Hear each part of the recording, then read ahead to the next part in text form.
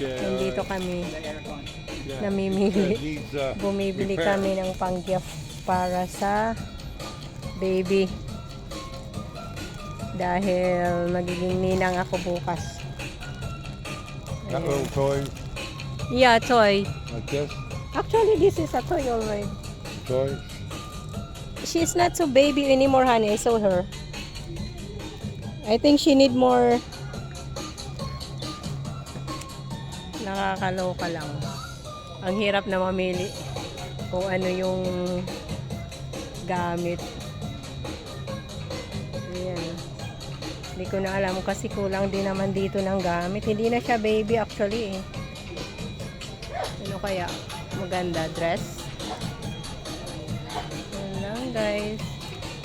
Pati si Jo naghahanap. Ayan lang guys.